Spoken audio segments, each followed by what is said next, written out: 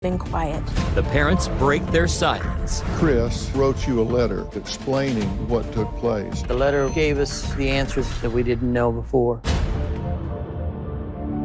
Let's do it. Have a good show, everybody. Here we go. This is a safe place to talk about hard things. Stand by. We'll count you down. Today is going to be a changing day in your life. 5, 4. Get ready to take care of you.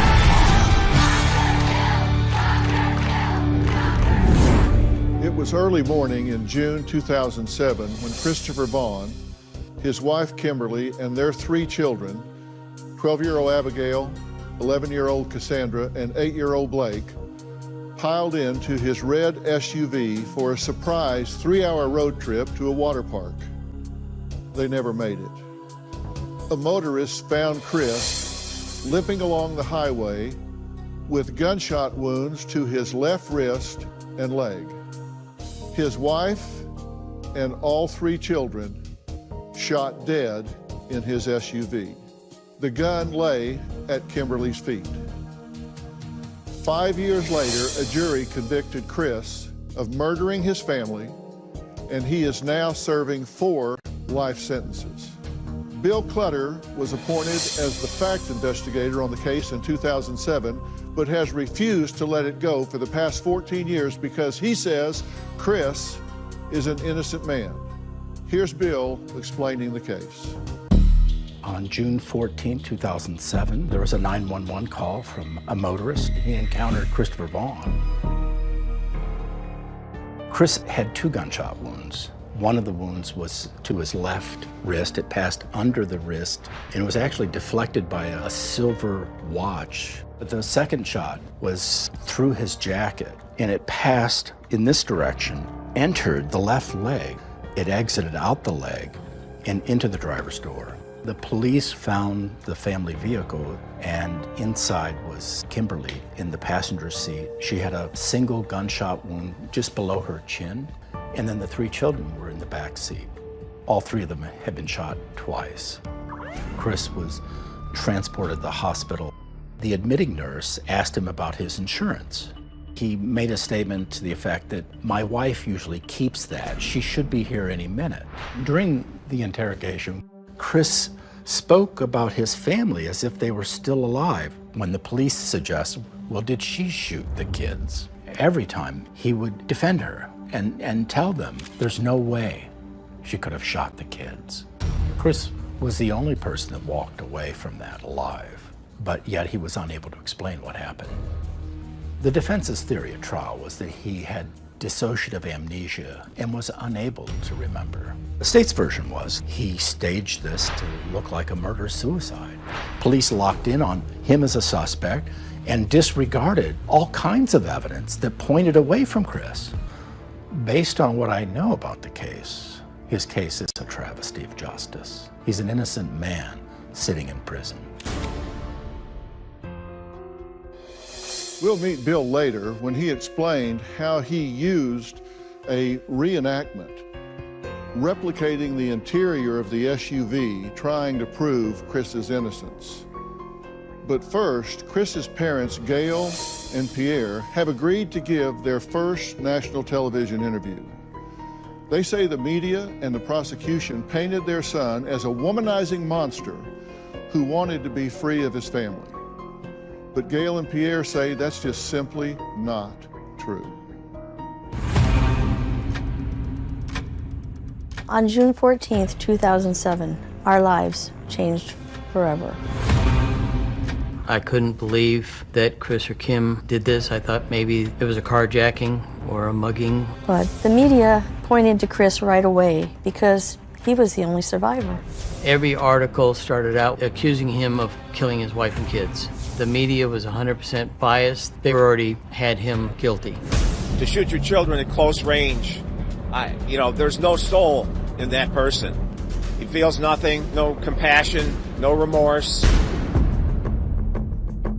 The prosecution put on this big show with these horrific scenes from the crime, and Chris was not seeing the same pictures. He had monitors in front of him, but they were blank. And so the jury thought he was seeing the pictures of the crime scene and not reacting to them.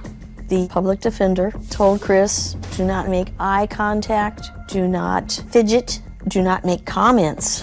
Jurors say Vaughn seemed not to care whether his wife and kids were alive or dead. He showed no emotions really at all what happened to his family. It was pretty sad. The personalities and stuff led us all to feel that he was guilty. When he listened to his lawyer and didn't have any responses, they said, well, the guy's cold and heartless. Chris's attorneys told us not to speak to the media. We were told to fly under the radar and not share our opinions or our thoughts. Since we did not get to make comments, We were just as guilty as he was. it's been many years that we have been quiet. We are very grateful for the opportunity to meet and talk to Dr. Phil. It is important for people to hear Christopher's story. Now it's time for Chris to come home. When Chris was home for 9 days before his arrest, his parents never asked their son the one question everyone wants to know. We never got a chance to talk to Chris about this tragedy. After this event occurred, we brought Chris home to our house, and he stayed with us for approximately 9 days before the police took him away. I never really directly asked Chris what happened that day or what happened in the car.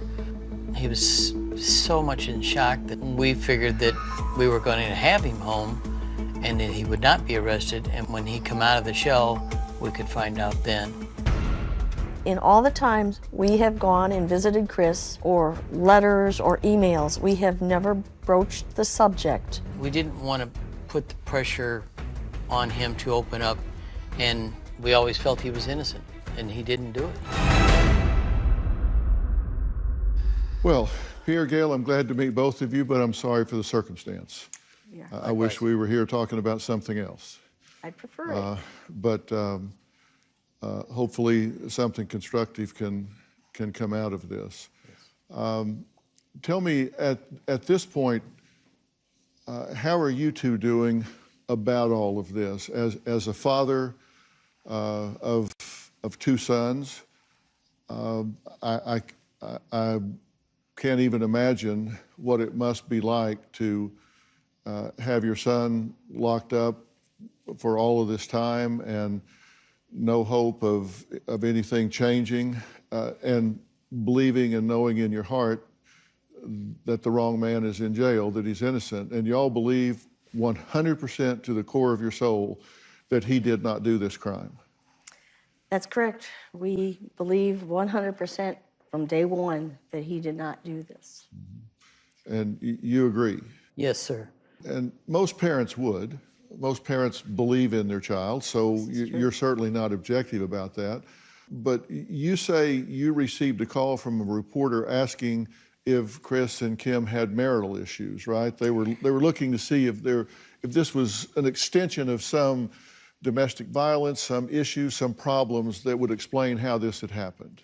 Well, the reporter asked me if Chris and Kim got along well together. How did they get well along together? And this was before you knew what had happened, right? I did not know this had happened. They were baiting you when they said this. They were, and I was just happy that somebody was talking about my kids. And I, just started talking like a mom, proud mom. And then I started thinking about this and say, oh, maybe I should find out where this is going to be used. And she says, oh, haven't you heard? 4 of them are dead.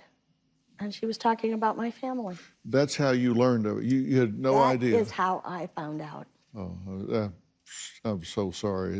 What did you think when you heard that? Did you believe it? Part of me kind of said, no way, this can't be true. But the other part said, I don't have any information, so it could be. Right. How did she tell you what she had learned? Yes, she did. And we didn't know who the lone survivor was at that time. I tried Chris's cell many times. I tried Kimberly's cell also. I ended up calling his work. He took a vacation day that day. So we had no way of getting a hold of him or anything like that. So after that, we tried going to the police and contacting the police department Illinois State Police, anybody. And they said they didn't know anything about it. I originally believed it was a carjacking. How did you ultimately wrap your head around this? I actually don't think we have explained it to ourselves. You still haven't been able to make sense of it. Wednesday. My 9-year-old son and I have an abusive relationship. How about I bite your shoulder next right here? He swears, he hits, he throws things. An extreme case. You're being bullied in your own home. An extreme intervention. My colleagues and I were using crisis intervention procedures which we're specially trained in. Don't touch me! I'm sorry, you kicked me. You're being touched again. Talk about that experience and how that wound up. That's Wednesday. Then on Thursday. Oh, I'm so scary, right? I always beat you, right? This is in front of the child? You will lose him. You should lose him. Why can you not look at her when she's talking to you? This is right. That's Thursday. Eventually, it was confirmed that this had happened. And, Chris's position is that this was a murder-suicide, that she shot each of the children in the back seat 2 times, and then herself under the chin. Was there any reason that you would have thought, believed, predicted, or feared that your daughter-in-law would do something like this? No, there was no suggestion of that. She'd always been a great mom, and she got along with our family pretty darn well. But I just couldn't believe it, no. Me either. I mean, like Gail said, we got along with Kim very well. And we knew she was under some stress from graduating college and moving into a new house and getting the kids in school and everything like that. But, I originally believed it was a carjacking or something else gone bad. So you knew your son didn't do it because you knew that he wasn't capable of that because of what you knew about him, and you thought the same thing about her, that this just wasn't. Correct. So how did you ultimately wrap your head around this? How did you square this up in your mind? Because I know that you had to, at some point, reconcile that this had in fact happened, that your grandchildren were dead, that she was dead. How did you explain this to yourselves? I actually don't think we have explained it to ourselves. You still haven't been able to make sense of it? No. We understand more now. And what is it you understand? Well, we understand that our heart was true, and that Kimberly might have been having some reactions to her medication. And she was on medication that has some profound side effects, right? Correct. Yes. And those side effects could be severe mood swings, paranoia, aggression, things that could explain this kind of behavior in rare form. I mean, it doesn't happen No, it doesn't to happen everybody often. that takes it, obviously, or it wouldn't be on the market, but it is known, it is listed as creating a kind of ideation that would explain what happened here. Yes. Right. Now, Kim had written an email to Chris about her mental state, and this was on May 24th of that same year.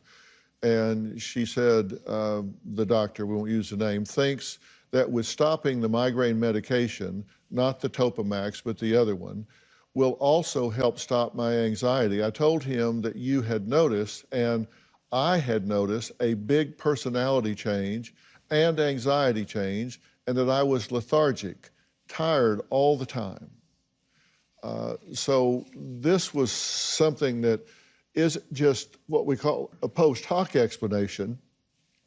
This isn't something that's just manufactured after the fact as an explanation. This was a topic of conversation between them during this time frame, that they were talking about the medications and the effect it was having on her and her moods at the time. I believe it was on their minds, but we had visited them in April around Easter. And then after that, we went on a Jeep Jamboree with Chris and Kim and Pierre and I.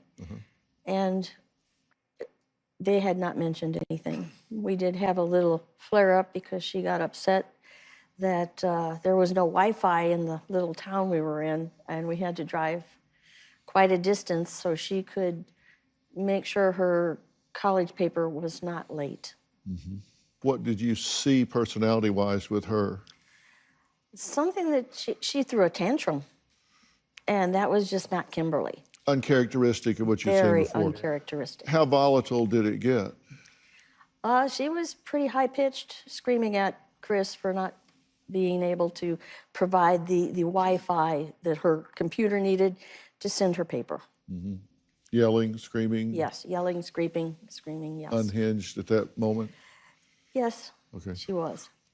We do have evidence that the children had referred to not wanting to bring friends around and things because she had shown some of this behavior and kind of flown off the handle and been unpredictable. Were you aware of that?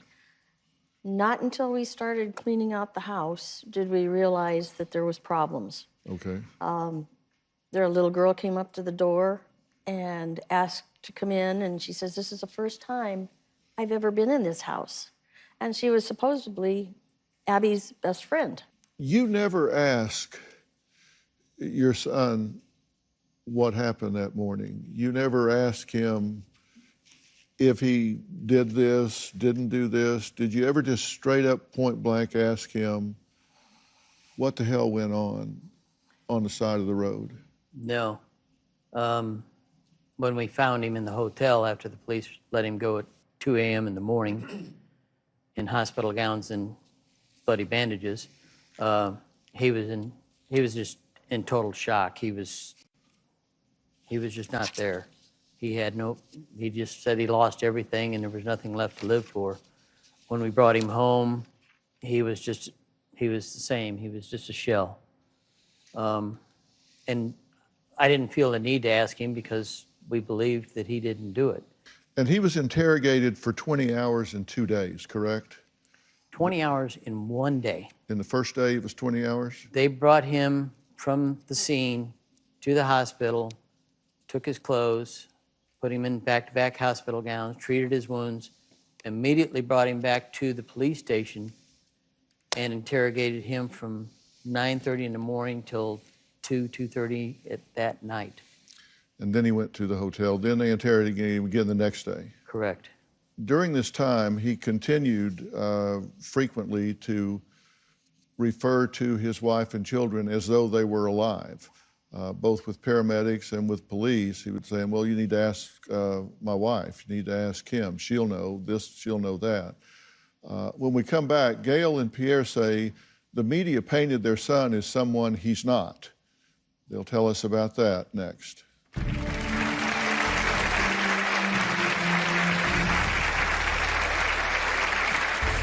The prosecution brought up the gentlemen's clubs. Chris was there 2, maybe 3 times. Vaughn dropped more than $4,700 at the club. Within days, his family was found massacred in their Ford SUV. I'm sitting here with the 2 incredible founders of Kind Campaign, helping girls. A suburban dad will spend the rest of his life in prison for murdering his wife and 3 children. In fact, Christopher Vaughn was sentenced to 4 life terms in prison for the June 2007 murders. He killed his wife, Kimberly, 12-year-old daughter, Abigail, 11-year-old daughter, Cassandra, and 8-year-old son, Blake. They thought they were on their way to a water park when Christopher Vaughn pulled over their SUV and shot them. Well, the case of Chris Vaughn, who was convicted of murdering his wife and 3 children, was not splashed across tabloid covers, but it was a case that the local media in Illinois took hold of and reported on long before Chris ever had his day in court.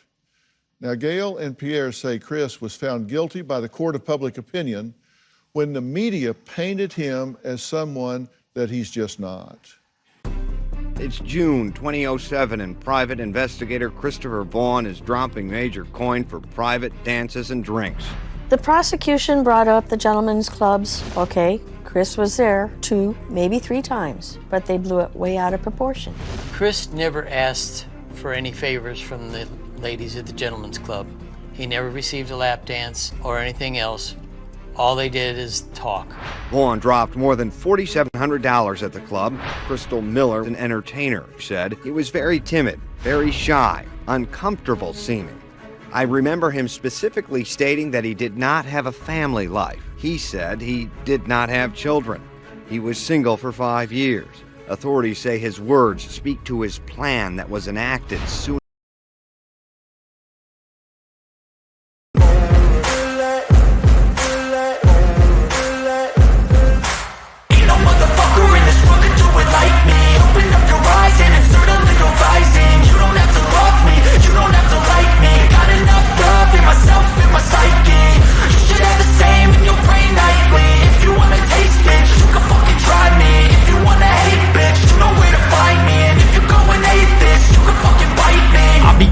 My lane fast, call it high speed. I've been working hard, yeah, I've been working nightly. If you think you'll win, ha, not fucking likely. I be taking shots, yeah, cold-blooded, icy. Watching numbers grow is what I call sightseeing. In the front row, run it up when they hype me. The following grows, they know how to ignite me. Call me CEO, I've been running shit right, see. And I ain't playing games, I create my own lane, making pleasure out of pain, turning losses into gains. I'm the boss, I'm making change. I've been rocking this exchange, popping off and risking things. Gonna make a fucking name. I just wanna be famous, but I don't want that cheap fame. No, I'm not that vain. I just wanna be greatness. I just wanna be greatness. I just wanna be greatness. I just wanna be greatness. Ain't no motherfucker in this world can do it like me. Open up your eyes and insert a little rising. You don't have to love me, you don't have to like me. Got enough love in myself, in my psyche. You should have the same in your brain nightly. If you wanna taste, bitch, you can fucking try me. If you wanna hate, bitch, you know where to find me. And if you go and hate this, you can fucking bite me. Okay, I'm going off every chance I get. I don't really take a loss, well, I'll admit. That's why I'll make it to the top, yeah, I commit. And no, I'm never getting lost, I get after it. Investing in my own stock, cause it's faster than any crypto hits go, let me spend. Everything that you see is something I invent, and it's only a percent. I'm gonna take shots, if I miss all, forget it. I'll take a fat loss just to learn all that's in it. I'm taking snapshots, learning how to fall and get it. I'm getting back up, always stand tall, don't sweat it. I never back up, I don't miss a thing or regret it. I'm always learning, you could call me academic.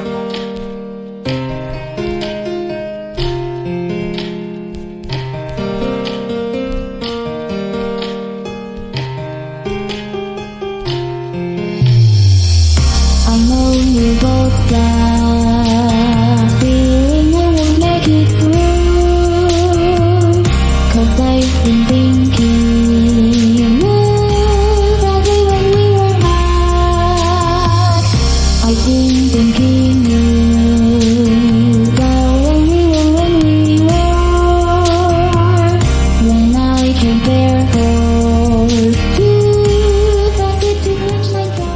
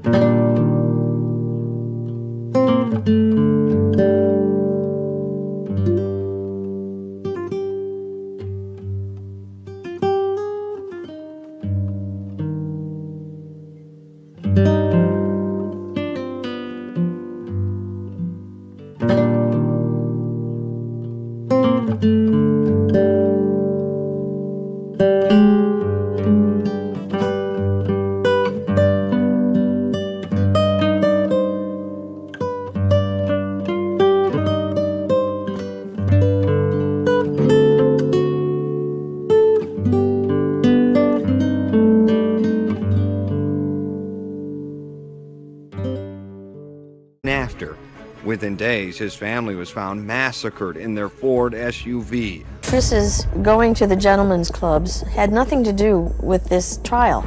Prosecution based their case on all motive, but it was all lies. Well, let's talk about that some. I said that this case did not grab national headlines because the Drew Peterson case had grabbed national headlines and was in the courtroom right across the hallway from this case, and it had gotten traction, so it kind of pushed this out of the headlines, but not locally. That media fried him up from day one, correct? That is correct. You began to find out some things that you didn't know. You had sent a lot of gifts, Christmas cards and things like that to the children. After the fact, you found a lot of those unopened, correct? They had never gotten to the children. That is correct. They were Christmas presents. We were cleaning out the house, my sister and I and Pierre, and I opened the closet, and it's a large closet. And up on the top was tucked in 5 of the gifts that we had sent the children. They were unopened Christmas presents. They never got them. They never knew we cared enough about to send them. Did you ask Chris about that? Chris said he didn't really know what was in any closet in the house. He had his office, and that was his stuff. So he didn't know anything about the presents. And how did you interpret that? So it wasn't him, according to him. He didn't know about it, so by extension, he didn't take those and withhold them from the children. So it must have been her. Why do you think she would do that? I was at a complete loss as to why they were there. I never withheld any gifts from children, from grandparents. I assumed that she wouldn't either, and I didn't understand why she did that. Chris had taken out $1 million insurance policy on Kim, and on her death, where did the $1 million go? Closed captioning provided by... The prosecution made a big point out of the fact that Chris had taken out $1 million insurance policy on Kim shortly before this happened. What did you make of that?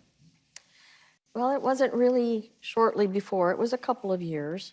And it was on the advice of his Financial planner. Because when Chris got the new job in Chicago, he was making a lot of money. Oh, $200,000 salary for a young man was very well. And so I advised him, and I talked about it, and we said, hey, you need to get a financial planner. You're not used to dealing with this kind of money. So he did, and the financial planner said, okay, you need to take out $1 million on Kimberly and $3.5 million on you, and this is what you need to do with your money. And it was all in a binder, and we presented that to our defender. And he did that. He took out $1 million on her and $3.5 million on himself. Yeah. And those policies were in force at the time. Yes, they were. And on her death, where did the $1 million go? $1 million went into holding with a lawyer until the trial was settled to decide what happens to the $1 million afterwards. Chris really didn't care about that. He didn't care about the money at all. He was willing to just give it up because he had lost everything. He didn't care about the money. And it ultimately went to her family? It did. It did. Now, he also wrote you a letter after some years finally explaining what took place. Here's an excerpt. It said, I did not know how to or want to deal with what happened that morning.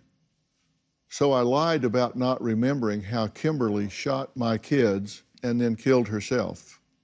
We drove to the water park as Kim and I talked about the night before. Kim told me she felt sick. I pulled over and got out to give her a minute. When I was around the back of the truck, heading back towards my door, it sounded like the inside of the truck was exploding. I opened my door, saw the gun Kim was holding, and jumped into my seat to grab it.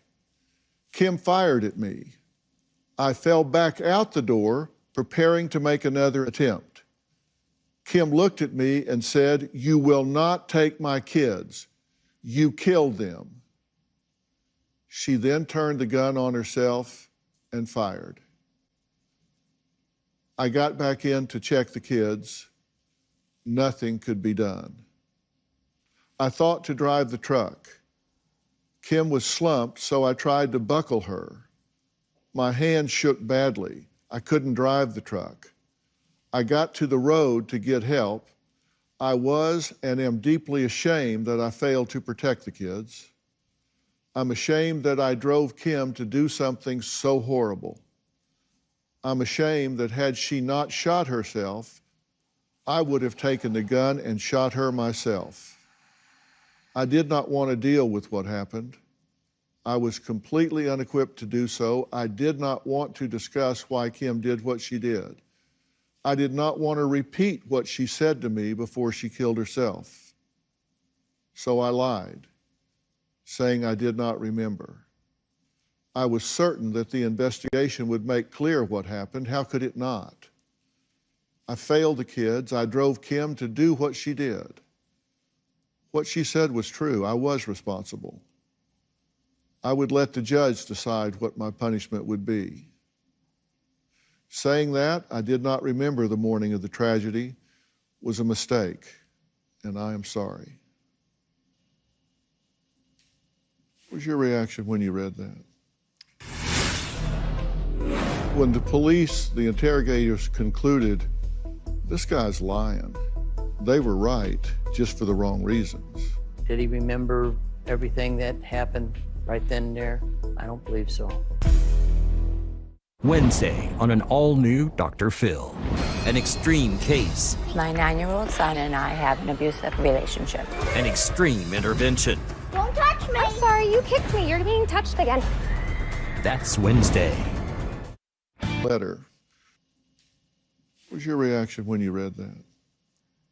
It was terrible.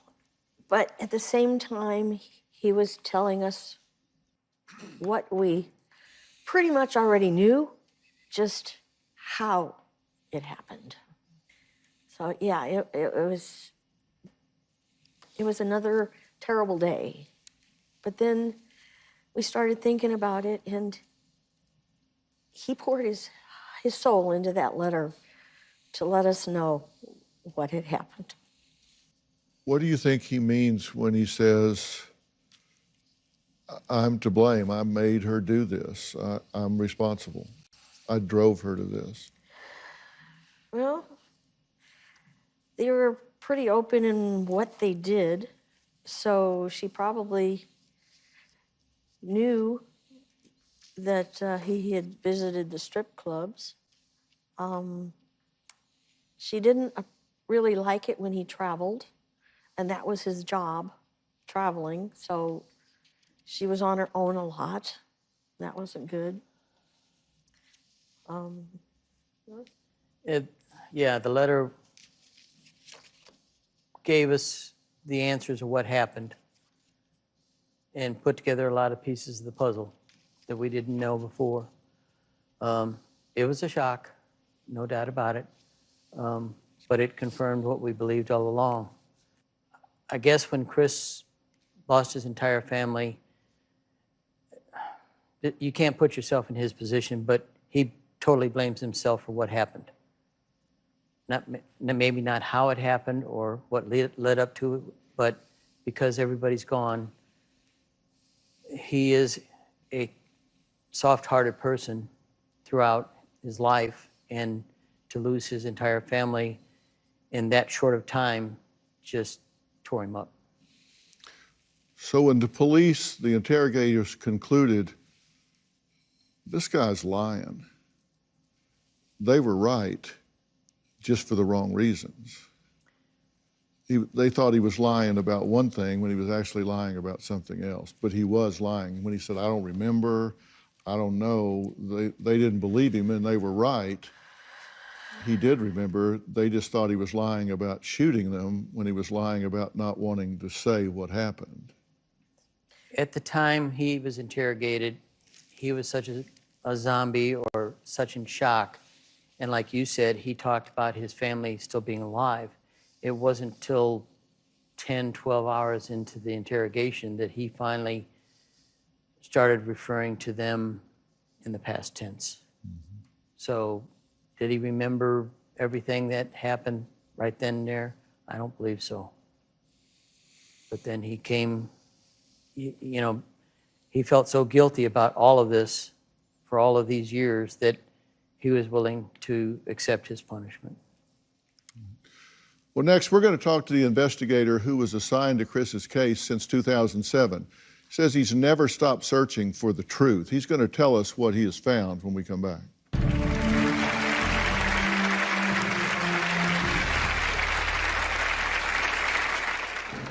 A little over a year ago, Chris writes a 5-page letter to his parents explaining what happened. I was able to recreate what happened in that vehicle based on Chris's letter.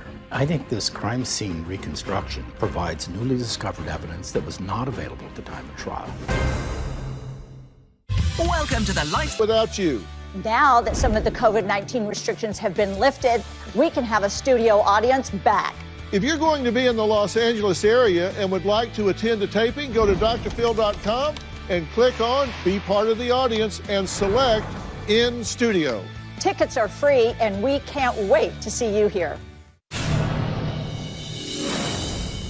Shortly before this all happened, Kimberly was prescribed a cocktail of medications, nortriptyline and Topamax. For Topamax, one of the warnings is if you're feeling anxiety or a change of personality to contact your physician.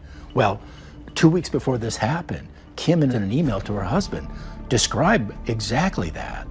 Topamax can cause depression, suicidal thoughts, and violence. That does give credence that this was a murder-suicide committed by Kimberly. Well, Gail and Pierre's son, Chris, was convicted of murdering his wife and 3 children and is serving 4 life terms. Now, during Chris' 20-hour police interrogation, he revealed that his wife had a history of anxiety and migraines. For the past 14 years, Bill Clutter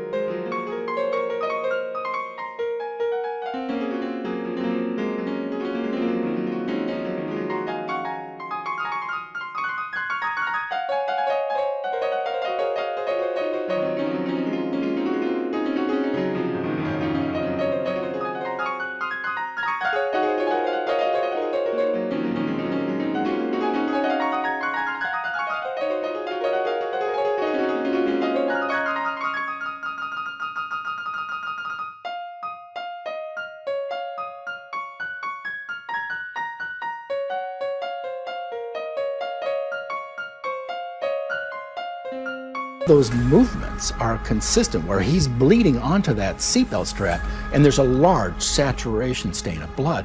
That's completely consistent with what he said happened. I think this crime scene reconstruction provides newly discovered evidence that was not available at the time of trial, which is the standard to get him a new trial and vacate the conviction. Well, after Bill Clutter took apart the state's case and methodically put together a forensic theory of innocence, criminal defense attorney Jed Stone became interested in Chris's case. And Bill is joining us, and Jed is joining us virtually. Jed, thank you so much for joining us as well. Thank you, Dr. Phil, for allowing the defense to tell their story of innocence. Well, that's what I really want to do, is hear this part of the story, and we're going to talk to Bill in some detail and look at this reconstruction and have you walk us through it in a minute. Jed, in your opinion, from a legal standpoint, what went wrong with Chris's trial? And first off, should there ever have been an indictment given some of the inconsistencies with the grand jury? We know that the grand jurors were told by a prosecutor and a police officer witness that the blood on the seatbelt was the blood of Kim's.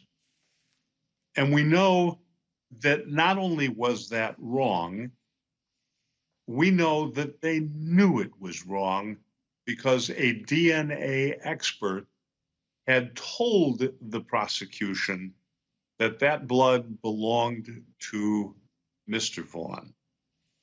Now that's deeply troubling. It's wrong to lie. Additionally, every piece of scientific evidence, what I would call immutable, unchangeable facts, documented by the forensics, the science of the case, leads to the inescapable conclusion that this was a suicide by Ms. Vaughn after the murder of her children and the shooting of her husband. My client is innocent, and we have the duty of presenting those facts to a court or to the governor or to wherever we can to get this man out of prison and back to his parents. He is an innocent man. Do you believe that you have, with the work that you've done, established reasonable doubt from a forensic standpoint here? Do you believe that what you've put together reaches the critical mass of reasonable doubt? Yeah, our crime scene reconstruction provides new evidence that wasn't available at the time of trial, and it would have made a difference in the outcome of the jury verdict, so yes. I am convinced that there is evidence of actual innocence, that Mr. Vaughn is not guilty of the murder of his children or the murder of his wife, and that the prosecution misled the jury, resulting in an unreliable verdict, and we have to have our second day in court. So what is it we're talking about? What happened in that car in 2007? Well, Bill is going to demonstrate what he believes and show us exactly what that is, and hopefully Jed can talk about how that would play out in presentation to a finder of fact, or whether that be the governor or it be in the courts. We'll talk about that when we come back.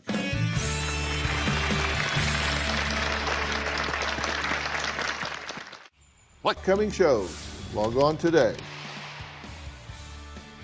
Tomorrow, Bill will do a reenactment of the crime based on Chris's recent letter to his parents, where he reveals a step-by-step version of what he says happened that early morning on June 14th, 2007. Bill says it all makes sense now, and he's going to show us why he believes Chris did not murder his family. Tomorrow on an all-new Dr. Phil. Convicted for killing his wife and children. Jurors say Vaughn is a murdering sociopath. But is he guilty? They believe he must have staged the crime scene. That after shooting her, he reached over here to make it look like she shot the kids. Or innocent. There's some smeared blood here. They're saying that this is new evidence in terms of whose blood was on that seatbelt. All new Dr. Phil exclusive. That's tomorrow. Plus, we'll hear from the former assistant